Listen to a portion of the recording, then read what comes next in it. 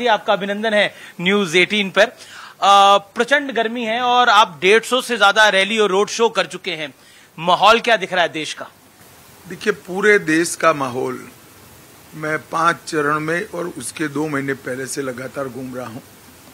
पूरे देश ने एक मन बना लिया है कि इस देश का सुकान, इस देश का पूरा सरकार चलाने का जिम्मा फिर से एक बार, तीसरी बार नरेंद्र मोदी जी के हाथ में देना है, फिर से प्रधानमंत्री बनाना है।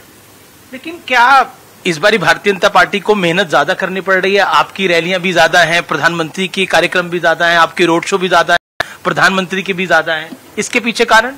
ज्यादा नहीं है, हर बार जितने ही है। और आपको जो दिख रहा है उसका एक अलग कारण है। हम इस बार बंगाल, उड़ीसा, तेलंगाना, आंध्र प्रदेश, तमिलनाडु और केरल, जो भारतीय जनता पार्टी के लिए विजय की दृष्टि से थोड़े अनछुए क्षेत्र थे, वहां पर इस बार हमें सफलता मिल रही। तो स्वाभाविक रूप से जब क्षेत्र बड़ा होता है तो रीच भी बढ़ानी पड़ती है। तो मुझे तो बहुत अच्छा लग रहा है कि एक क्षेत्र है जो मैं अध्यक्ष था तब हम लोगों ने सब शुरुआत करा था संगठन बनाने का। मोदी जी की लोकप्रियता का प्रभाव ही है कि आज वहां पर कमल खिल रहा है। मैं यहाँ के कार्यकर्ताओं से बात कर रहा था, वो कह रहे थे कि आप यहाँ पर बाय रोड ट्रैवल करते थे इस इलाके के अंदर, और 10 साल में अब आप नवीन बाबू को चैलेंज कर रहे हैं। देखिए, मैंने 14 से 19 में उड़ीसा के 15 जिले बाय रोड और होटल में रहे बगैर कार्यकर्ताओं के साथ बिताए। मैं कई बार आया हूँ एक मजबूत नींव के आधार पर, और मोदी जी की जो लोकप्रियता है वो लोकप्रियता को एनकैश कर पाए, इस प्रकार का संगठन बाद में नड्डा जी ने टेक ओवर किया।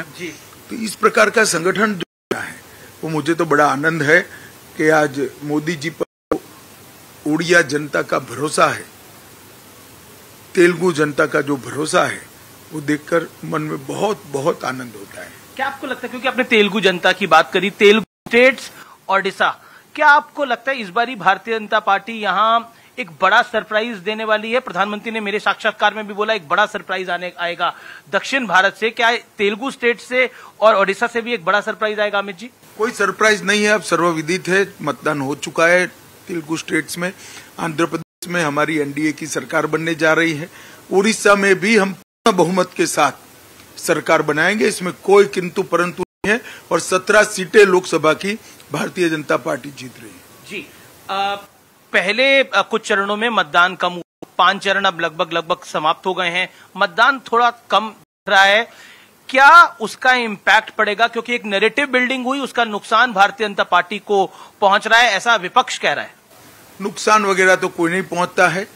शुरुआत में मैं भी चिंतित था जी, जब इसको दूर से देखते थे।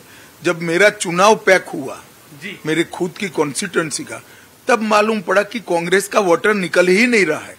लो मतदान अगर कोई एक कारण है तो अलायंस के समर्थक में घोर निराशा है। वो मानकर चल रहे हैं मोदी जी प्रधानमंत्री बनने जा रहे हैं, हमें नहीं देना है। तो भारतीय जनता पार्टी की सीटें भी बढ़ेगी और मार्जिन भी बड़े होंगे। आप देखना, हम 400 पार करने जा रहे हैं। जी, चुनाव से पहले बीजेपी और बीजेडी के अलायंस की बात थी, वो अलायंस नहीं हुआ, और बीजेडी ने केंद्र की सरकार में भारतीय जनता पार्टी का कई मुद्दों पर साथ दिया। लेकिन अब तो आप नवीन बाबू को बाय बाय करने की, यानी मुख्यमंत्री के तौर पे हटाने की बात कर रहे हैं। देखिए, हमारा और बीजू जनता दल का कभी भी अलायंस नहीं रहा। अलायंस कुछ पत्रकारों ने बना दिया और कुछ नवीन बाबू के कैंप से अफवाहें फैलती थी। नवीन बाबू ने हमें हमेशा इश्यू बेस्ड समर्थन दिया है, और इश्यू बेस्ड समर्थन तो कोई भी दे सकता है, क्योंकि अंततोगत्वा पॉलिटिक्स में किसके सामने चुनाव लड़े हैं इसको ध्यान में रखकर अपना मत या अपना पक्ष तय नहीं करते। इश्यू देश के भले में है या भले में नहीं है, इस आधार पर करना चाहिए। और मैं मानता हूं कि ओडिशा विकास की रेस में काफी पिछड़ चुका है। यहाँ पर एक प्रकार की स्टैग्नेंसी आई हुई है, सही चल रही है, अफसर राज कर रहे हैं, और ओडिया जनता ओडिया प्राइड के लिए एकजुट और लामबंद होकर खड़ी है। जी, मेरा अगला सवाल है कि प्रधानमंत्री नरेंद्र मोदी हो, आप जगन्नाथ मंदिर की चाबियों की बात करते हैं, खासतौर पर जो रत्न भंडार है उसकी बात करते हैं। क्या आपको लगता है कि वो विषय ओडिशा की जनता में, और क्योंकि इस विषय का इम्पैक्ट जो है वो पूरी देश की जनता पर भी है, क्या कहना चाह रहे हैं आप लोग? मैं यही कहना चाहता हूं, सिर्फ उड़ीसा नहीं, उड़ीसा में तो इसका सबसे ज्यादा असर है ही है, दिखाई भी पड़ता है। मगर जगन्नाथ महाप्रभु का भक्त पूरे देश भर में, दुनिया भर में फैला हुआ है, और सालों से, हजारों सालों से, न जाने कितने सालों से ये मंदिर सबके मन में श्रद्धा का केंद्र रहा है। इसके रत्न भंडार की चाबियां गुम होना, डुप्लीकेट चाबियां बनना, और जांच आयोग बैठने के बाद जांच आयोग की रिपोर्ट को सार्वजनिक न करना, ढेर सारे सवाल जनता के मन में खड़े हुए हैं।